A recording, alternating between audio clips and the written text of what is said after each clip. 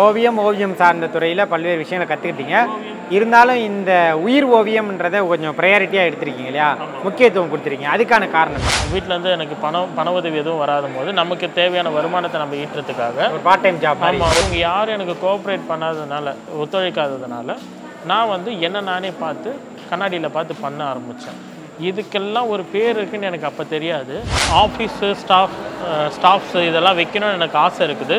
அதுக்கான முயற்சி பண்ணிட்டு நீங்கள் எப்படி சூப்பராக வரைகிறீங்க, எனக்குலாம் அது வரலையே, நீங்கள் சூப்பர் அப்படின்லாம் சொல்கிறீங்க, கேள்விப்பட்டிருக்கேன். அவங்களுக்கு நிறைய வரல, எனக்கு நிறைய வர்றதுக்கான நான் தொடர்ந்து முயற்சி பண்ணுறேன். நேற்று நான் எங்கள் அப்பாகிட்ட கற்றுக்கிட்ட ஒரு விஷயத்தை அதை தாண்டி நான் வெளியில் போய் கற்றுக்கணும் நிறைய விஷயமும் இருக்குது. எனக்கு குரு எங்கள் அப்பா தான், இருந்தாலும் சில விஷயத்த வெளியிலேருந்து நம்ம கற்றுக்க வேண்டியது இருக்குது. அதனால் அந்த கற்றுக்கின விஷயத்த இன்றைக்கி எங்கள் அப்பாவுக்கு நான் சொல்லியும் கொடுக்குறேன். ஈவெண்ட்டுக்கு வேறு மாதிரியான நம்ம தொகையில் பண்ணிகிட்டு இருக்கோம். அந்த ஈவெண்ட் நேரில் பண்ணுறதா இருந்தால் அது வேறு தொகை வரும். நேரில் பண்ணுறதா இருந்தால் இதை நான் வந்து பண்ணுறதுக்கு ஒரு ஆளுக்கு மேக்ஸிமம் 8லேருந்து 10 நிமிஷம், மினிமம் 6லேருந்து 7 நிமிஷம் டைம் எடுத்துப்பேன். 10 நிமிஷத்தில் நம்மளை முழுசாக வரைஞ்சி முடிச்சிருக்காரு. எப்படி வந்திருக்குன்னு நான் இன்னும் பார்க்கல, அதை பார்க்குறேன். சூப்பராக வரைஞ்சிட்டாருங்க.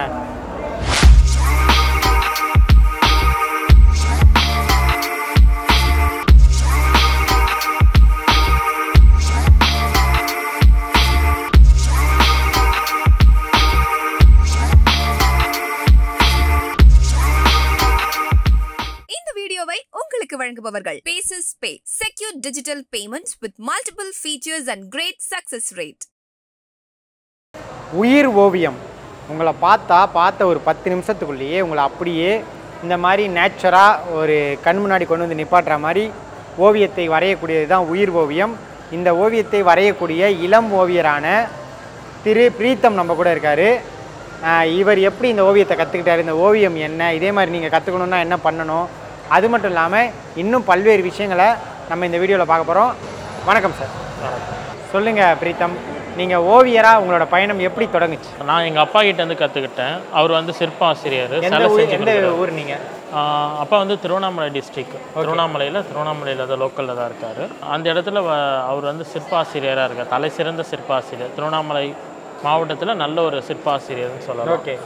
இது இல்லாமல் ஒரு 4 அவார்டு வாங்கியிருக்காரு. South India award, state award, அந்த மாதிரி 4 அவார்டு வாங்கியிருக்காரு. அவர் அவார்டு வாங்கின சிலை வந்து எக்மூர் சில்ட்ரன்ஸ் ஹாஸ்பிட்டலில் மெயின் என்ட்ரன்ஸில் வச்சு அவர் பேர் போட்ட கல்வெட்டும் பக்கத்தில் வச்சுருக்காரு. ஓகே. அவர்கிட்ட இருந்து நீங்கள் அவர்கிட்ட இருந்து நான் அவரை பார்த்து அப்படியே கொஞ்சம் கொஞ்சமாக கற்றுக்க ஆரம்பித்து என்னுடைய 7 வயசில் நான் ஸ்டார்ட் பண்ணேன். இப்போ வரைக்கும் கண்டினியூவாக பண்ணேன். சிற்ப கலைஞராக இருந்தாலும் நீங்களும் சிற்ப கலைஞராக ஆகணும்னு தோணலையா? சிற்பமும் பண்ணுவேன், சிற்பமும் பண்ணுவேன், மரச்சிற்பம் பண்ணுவேன், கல் சிற்பம் பண்ணுவோம், அப்புறம் ஐம்பொன் வார்ப்பகம், இது எல்லாமே பண்ணிட்டு. எல்லா அப்பா கிட்ட தான் கற்றுக்கிறீங்க? அப்பாவை பார்த்து கற்றுக்கிறது மட்டும் இல்லாமல் வெளியில் நான் போவேன், எல்லா இந்தியா முழுக்க எல்லா இடமும் சுற்றுவேன். அதில் வந்து ஒரு துறையிலையும் போயிட்டு தனிப்பட்ட முறையில் தேடி கண்டுபிடிச்சி கற்றுக்க ஆரம்பித்தேன். நாளடைவில் அது கொஞ்சம் கொஞ்சமாக அதிகம். ஓவியம் சார்ந்த துறையில் பல்வேறு விஷயங்களை கற்றுக்கிட்டீங்க. இருந்தாலும் இந்த உயிர் ஓவியம்ன்றதை கொஞ்சம் ப்ரையாரிட்டியாக எடுத்திருக்கீங்க இல்லையா, முக்கியத்துவம் கொடுத்துருக்கீங்க. அதுக்கான காரணம் என்ன? இது வந்து கல்லூரி நாட்களில் வந்து நம்ம ஆரம்ப காலகட்டத்தில் வீட்டிலேருந்து வருமானம்ன்றது, வீட்டிலேருந்து எனக்கு பண உதவி எதுவும் வராத போது நமக்கு தேவையான வருமானத்தை நம்ம ஈட்டுறதுக்காக ஒரு பார்ட் டைம் ஜாப். ஆமாம், இந்த மாதிரியான நிகழ்ச்சிகளுக்கு கலந்துப்போம். இப்போ நம்ம இங்கே இந்த நிகழ்ச்சிக்கு வந்தோமா, அந்த மாதிரி எங்கே கூப்பிட்றாங்களோ அந்த இடத்துல போயிட்டு வரக்கூடிய மக்களை நம்ம 10 நிமிஷத்தில் வரைஞ்சி அவங்க கையில் கொடுப்போம். அது மூலயமா வேகமாக வரைய கற்றுக்கிட்டு தான் என்னால் இன்றைக்கி 10 நிமிஷம், முதல்ல நான் வரையும் போது ரொம்ப நேரம் எடுத்துக்கும். ஆனால் இப்போ குறைஞ்சது 10 நிமிஷம், அதிகபட்சம் 10 நிமிஷத்துக்குள்ளே முடிச்சிடுறேன் நான். ஓகே. இப்போ இந்த உயிர் ஓவியம் அப்படின்றது ஒருத்தர் பார்த்து அப்படியே வரையணும் தத்ரூபமா இல்லையா, அந்த விஷயத்தை நீங்கள் யார்கிட்ட கற்றுக்கிட்டீங்க? அது வந்து நான் சின்னதுலேருந்தே பண்ணது தான். நான் வந்து 2வது படிச்சுட்டு இருக்கும்போது எனக்கு பக்கத்தில் இருக்க ஒரு பொண்ணை வந்து லாலிபாப் சாப்பிட்டுட்டு இருந்தாங்க. அவங்களும் என் கையில் இருக்கிற பழைய நோட்டில் வந்து ரஃப் நோட்டுன்னு சொல்லுவோம் இல்லையா, அதில் வந்து கடைசி பக்கத்தில் நான் வரைய ஆரம்பித்தேன். அப்புறம் எனக்கு பேப்பர் கிடைக்காததுனால ரோட்டில் கிடைத்த ஒரு கணக்கு நோட்டு ஒன்று இருந்தது, பெரிய நோட்டு. அந்த நோட்டை எடுத்துகிட்டு வந்து எங்கள் தாத்தாவுடைய முழு உருவத்தை வரைஞ்சேன். அதுக்கப்புறம் இவங்க யாரும் எனக்கு கோஆப்ரேட் பண்ணாததுனால, ஒத்துழைக்காததுனால நான் வந்து என்ன நானே பார்த்து கண்ணாடியில் பார்த்து பண்ண ஆரம்பித்தேன். இதுக்கெல்லாம் ஒரு பேர் இருக்குன்னு எனக்கு அப்போ தெரியாது. காலேஜுன்னு சொல்லிட்டு வந்ததுக்கப்புறம் தான் அவங்க இந்த தொழில் ரீதியாக பேசும்போது தான் எனக்கு அது மூலயமா அதனுடைய வார்த்தைகள்லாம் தெரிய ஆரம்பிச்சது. ஒருத்தவங்களை வரையணுன்னா அதுக்கு பேர் போர்ட்ரேட்டு, ஒருத்தவங்களை முழுசாக வரையணுன்னா அதுக்கு பேர் ஃபுல் ஃபிகரு. நான் என்ன நானே வரைஞ்சிக்கிறதுக்கு, கண்ணாடி பார்த்து வரைஞ்சிக்கிறதுக்கு பேர் செல்ஃப் போர்ட்ரேட்டுன்னு. இது வந்து நான் என்னுடைய அனுபவத்தில் நான் கற்றுக்கிட்டு ஆனால் அது எல்லாத்துக்குமே ஒரு பேர் இருக்குது. டெக்னிக்கல் வேர்ட்ஸ்லாம் கற்றுக்கினது நான் கல்லூரி பருவத்தில் தான் கற்றுக்கிட்டேன். ஓகே, இப்போ நீங்கள் உங்களுக்குன்னு ஏதாவது ஒரு ஆஃபீஸோ இல்லை ஏதாவது ஒரு ஷாப்போ வச்சுருக்கீங்களா? எப்படி? நான் ஆஃபீஸு ஸ்டாஃப்ஸு இதெல்லாம் வைக்கணும்னு எனக்கு ஆசை இருக்குது. அதுக்கான முயற்சி பண்ணிகிட்ருக்கேன். சில தேடலில் இருக்கேன். சில பொருளாதார நெருக்கடினால எனக்கு வந்து தள்ளி போகுது. நான் அதுக்கான முயற்சி நான் இறங்கும் போது குடும்ப பிரச்சனையும் பார்க்கணும், எனக்கு தனிப்பட்ட வாழ்க்கை இருக்குது, அதையே நான் பார்க்கணும். ஸோ இது எல்லாமே இருக்குதுன்றதுனால நான் அதில் என்னால் ஃபுல் ஃபோக்கஸ் பண்ண முடியல. ஓகே, தேடல் இருக்குதுன்னு சொன்னீங்க. எந்த மாதிரியான தேடல், எதிர்கால திட்டம்லாம் என்ன? என்னுடைய தேடல் எப்படின்னா, நான் இன்றைக்கி வரைகிற ஒரு விஷயத்த என்னோட அழிஞ்சு போயிடக்கூடாது. என்ன மாதிரியாக இருக்கிற நிறைய இளைஞர்களுக்கும் நிறைய சிறு பிள்ளைகளுக்கும் நிறைய பெரியவங்களுக்கும் கற்றுக்கணும்னு ஆசை இருக்குது. ஏன்னா எல்லாருமே ஆரம்பத்தில் சின்ன சின்ன விஷயத்துலேருந்து ஆரம்பிக்கிறாங்க. குழந்தை பருவத்தில் பள்ளியில் இருக்கும்போது நம்ம கலர் பென்சிலை வச்சு சின்ன சின்னதாக வரைவோம்.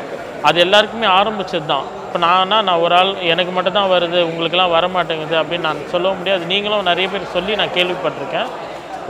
நீங்கள் எப்படி சூப்பராக வரைகிறீங்க, எனக்குலாம் அது வரலையே, நீங்கள் சூப்பர் அப்படின்லாம் சொல்கிறீங்க கேள்விப்பட்டிருக்கேன். அவங்களுக்கு நிறைய வரல, எனக்கு நிறைய வர்றதுக்கான நான் தொடர்ந்து முயற்சி பண்ணுறேன். உங்களுக்கு வந்தது நீங்கள் முயற்சி பண்ணலை, அவ்வளோதான். சித்திரமும் கைப்பழக்கம். அந்த மாதிரி இப்போ நான் தொடர்ந்து முயற்சி பண்ணேன். ப்ராக்டிஸ் மேக்ஸ் அ மேன் பர்ஃபெக்ட்னு சொல்லுவாங்க இல்லையா, அந்த மாதிரி நான் வந்து ஒரு நாளும் எனக்கு இது பிடிச்சி இதிலேயே நான் இருந்ததுனால இன்றைக்கி நான் ஒரு ஓவியனாக தெரிகிறேன், இளம் ஓவியனாக தெரிகிறேன். அது மாதிரி ஆசைப்படுற மக்கள் வந்து வாழ்க்கையை தொலைச்சிட்டு வேற ஒரு பாதையில் போய் ஒரு இன்ஜினியராகவோ ஒரு டாக்டராகவோ இருக்கிற மக்களுக்கு அவங்களுக்கு ஆசைன்னு இருக்குதுன்னா அவங்களுக்கு கட்டாயமாக நான் சொல்லிக் கொடுக்குறேன். ஆனால் அதுக்கு சொல்லிக் கொடுக்கறதுக்கான ஒரு பிளாட்ஃபார்ம் நான் ரெடி பண்ணிகிட்ருக்கேன். இருந்தும் இங்கே இருக்கிற நிறைய பேருக்கு நான் சொல்லி கொடுத்துட்ருக்கேன். இந்த காலகட்டத்தில் நிறைய இளைஞர்களாக இருக்கட்டும், நிறைய ஐடி படிக்கிறவங்களாக இருக்கட்டும், இல்லை வேற ஒரு தொழிலில் இருக்கிறவங்க ஆசை யார் யாருக்கும் இருக்கும், அவங்க எல்லாருக்குமே நான் சொல்லிக் கொடுக்குறேன். இன்றைக்கி நேற்று நான் எங்கள் அப்பாகிட்ட கற்றுக்கிட்ட ஒரு விஷயத்த அதை தாண்டி நான் வெளியில் போய் கற்றுக்கணும் நிறைய விஷயமும் இருக்குது. எனக்கு குரு எங்கள் அப்பா தான், இருந்தாலும் சில விஷயத்த வெளியிலேருந்து நம்ம கற்றுக்க வேண்டியது இருக்குது. அதனால் அந்த கற்றுக்கின விஷயத்த இன்றைக்கி எங்கள் அப்பாவுக்கு நான் சொல்லியும் கொடுக்குறேன். அவர் கேட்பார், சொல்லி கொடுக்குறேன்னா நான் அவருக்கு குருவுக்கு மிஞ்சின சிஷ்யன் கண்டிப்பாக கிடையாது, அவர் தான் எனக்கு குரு. அவருக்கு நான் சொல்லிக் கொடுக்குறேன் மீன்ஸ் வந்து எனக்கு தெரிஞ்ச விஷயத்த நான் அவர்கிட்ட பகிர்ந்துக்கிறேன் அப்படி சொல்லலாம். அந்த மாதிரி யாருக்கெல்லாம் விருப்பம் இருக்குதோ அவங்க எல்லாருக்குமே நான் சொல்லிக் கொடுக்க தயாராக இருக்கேன். அதுக்கான முயற்சியும் பண்ணிகிட்ருக்கேன். எனக்கு சரியான பொருளாதார நெருக்கடி இல்லாததுனால அது கொஞ்சம் கொஞ்சமாக தள்ளி போகுது. கூடிய விரைவில் நான் அதுக்கான முயற்சி நான் எடுக்கிறேன் நான் கட்டாயமாக. ஓகே, இப்போ இந்த வீடியோ பார்க்குற ஒருத்தர் வந்து இதே மாதிரி தங்களை வரைஞ்சிக்கணும் அப்படின்னு நினைக்கிறாங்க, தன்னோட உருவப்படத்தை வரைஞ்சிக்கணும் அப்படின்னு நினைக்கிறாங்கன்னா அவங்க எப்படி உங்களை காண்டாக்ட் பண்ணுறது? நான் எப்போவுமே வந்து அதிகபட்சம் பெசன்ட் நகரில் தான் இருப்பேன். பெசன்ட் நகரில் எலியட்ஸ் பீச் ரோட்டில் KFC ஆப்போசிட்டில் தான் இருப்பேன். நமக்குன்னு இப்போ சரியான கடை கிடையாது, ஒரு ஷாப் மாதிரியோ ஒரு ஸ்டுடியோ மாதிரி எதுவும் கிடையாது. இப்போதைக்கு பிளாட்ஃபார்மில் தான் பண்ணுறேன். ஓகே, உங்களோட காண்டாக்ட் டீட்டெயில் எல்லாத்தையும் நம்ம கொடுத்துடலாம் இல்லையா? கண்டிப்பாக கொடுங்க. யாருக்கு வேணுமோ வாங்க. இல்லாத பட்சத்தில் என்னை காண்டாக்ட் பண்ணிங்கன்னா நான் எங்கே இருக்குன்னு சொல்லுவேன். அந்த இடத்துல நீங்கள் முடிஞ்சதுன்னா வரலாம், இல்லைன்னா நீங்கள் எங்கே சொல்கிறீங்களோ அந்த இடத்துல நான் வந்தும் பண்ணி தருவீங்க. அது வந்து நிகழ்ச்சிகள் இப்போ ஒரு பர்த்டே பார்ட்டி நடக்குது, இல்லை ஒரு திருமண நிகழ்ச்சி நடக்குது அப்படின்னா அந்த இடத்துல வந்து வரைஞ்சி தரணும்னா கண்டிப்பாக நான் வந்து வரைஞ்சி தர ரெடியாக இருக்கேன். ஓகே, இந்த மாதிரி வரைகிறதுக்கு எவ்வளோ சார்ஜ் ஆகுது? ஒரு ஃபோட்டோ வரையணும், ஒரு ஈவெண்ட்டாக வரையணும் அப்படின்னா எந்த மாதிரியான சார்ஜ் எல்லாம் பண்ணுறீங்க? ஈவெண்ட்டுக்கு வேறு மாதிரியான நம்ம தொகையில் பண்ணிகிட்ருக்கோம். அந்த ஈவெண்ட் நேரில் பண்ணுறதா இருந்தால் அது வேறு தொகை வரும். நேரில் பண்ணுறதா இருந்தால் நம்ம ஸ்டார்டிங் 500 ரூபாயிலேருந்து பண்ணிகிட்ருக்கோம். 500 ரூபாய்க்கு எந்த சைஸ்? 500 ரூபாய்க்கு வந்து A4 சைஸில் பண்ணிகிட்ருக்கோம். 500லேருந்து நமக்கு அதிகபட்சம் 700 வரைக்கும் தான் இருக்குது. இது நேரில் பார்த்து வரைகிறது. அதுவே ஃபோட்டோ பார்த்து பண்ணுறதா இருந்தால் அது கொஞ்சம் விலையும் மாறும், நேரமும் மாறும். ஃபோட்டோ பார்த்து பண்ணுறதா இருந்தால் மினிமம் 3 நாள்லேருந்து 5 நாள் டைம் எடுக்கும்.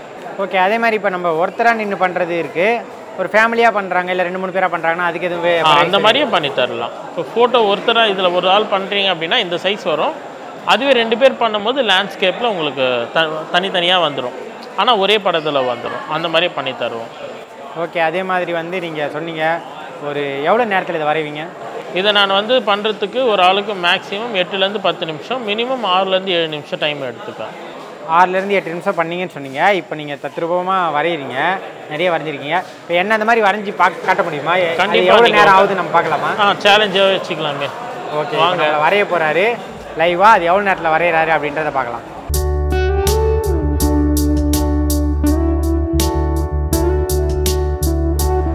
நம்ம டைமரை ஆன் பண்ண போகிறோம், நம்மளை வரைய தொடங்க போகிறாரு.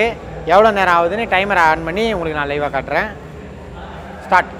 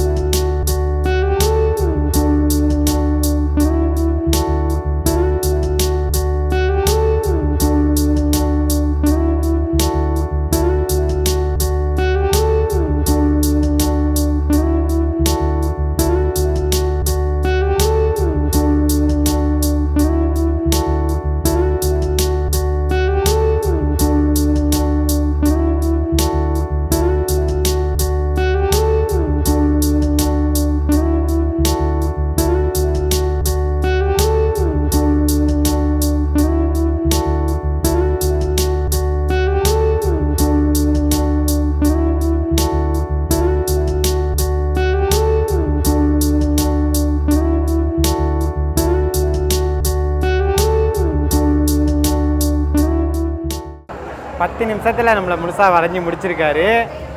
எப்படி வந்திருக்குன்னு நான் இன்னும் பார்க்கல, அதை பார்க்குறேன். சூப்பராக வரைஞ்சிட்டாருங்க. ஃபோட்டோ நம்ம ஈஸியாக ஒரு கிளிக்கில் எடுத்துடலான்னு உங்களுக்கு தோணும். ஆனால் இந்த மாதிரி கையிலேயே வரைஞ்சி நம்மளை கண்ணு முன்னாடி கொண்டு வந்து நிறுத்துறதுலாம் அது ஒரு விதமான உணர்வு. அது வந்து பிடிச்சவங்களுக்கு அது புரியும். அது இப்போ நம்மளை வரைஞ்சார், பார்த்தோம், நம்மளும் பார்த்துருப்போம். ரொம்பவே நல்லா வரைஞ்சிருந்தார். இப்போ அடுத்ததாக இந்த ஈவெண்ட்டுக்கெல்லாம் வந்து வரைகிறதா சொல்லியிருந்தீங்க, அதை பற்றி சொல்லுங்கள்.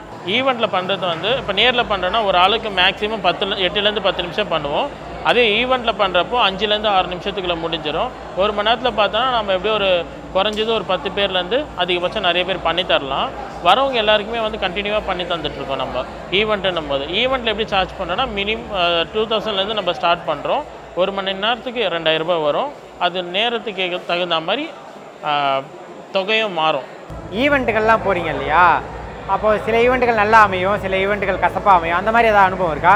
நிறையவே இருக்குது. ஒரு நிகழ்ச்சியில் என்னை கூப்பிட்டுட்டு நான் தரேன்னு சொன்ன அமௌண்ட்டை வந்து அவங்க தரலை. முன்னாடி பேசுனது எல்லாமே என்கிட்ட இருக்குது. அவங்க எனக்கு சொன்ன அமௌண்ட்டு வந்து ஒரு தொகை, ஆனால் இது வரைக்கும் எனக்கு ₹1 கூட தரலை. கஷ்டப்படுற ஒருத்தவங்களை வந்து உழைப்பை திருடி அந்த உழைப்புக்கு தேவையான ஊதியத்தை கொடுக்காம அதில் வந்து அது அவங்கள நான் என்ன சொல்கிறதுன்னு தெரியல. நான் அவங்கள திட்டவும் விரும்பலை. என்ன தொகை பேசுகிறீங்களோ அந்த தொகையை தயவு செஞ்சு கொடுக்க பாருங்கள். நான் யாரையுமே மென்ஷன் பண்ணலை, யாரையுமே வந்து நான் குறை சொல்லலை. இதுக்கப்புறம் வர இடத்துல வந்து கரெக்டாக கொடுக்க பாருங்கள், அவ்வளோதான். ஓகே, நீங்களும் ஏதாவது நிகழ்ச்சி நடத்துகிறீங்க இல்லை ஏதாவது ஒரு ஈவெண்ட் பண்ணுறீங்கன்னா பிரீத்தமன் நீங்கள் கால் பண்ணிங்கன்னா அவர் வந்து உங்களுக்கு அந்த ஈவெண்ட்டில் ஒரு ஸ்டால் மாதிரி போட்டு எல்லாரையும் வரைஞ்சி கொடுப்பாரு. நீங்களும் வந்து கண்டிப்பாக ஃபியூச்சரில் ஒரு பெரிய ஓவியராக வரணும் அப்படின்னு எங்கள் தரப்பில் வாழ்த்துக்களை தெரிவிச்சிருவோம். உங்களோட நேரத்தை ஒதுக்கி எங்களோட கேள்விகளுக்கு பதில் கொடுத்தீங்க. மிக்க நன்றி. ரொம்ப நன்றி. இந்த வீடியோ உங்களுக்கு பிடிச்சிருந்தா லைக் பண்ணுங்க, ஷேர் பண்ணுங்க, கமெண்ட் பண்ணுங்க.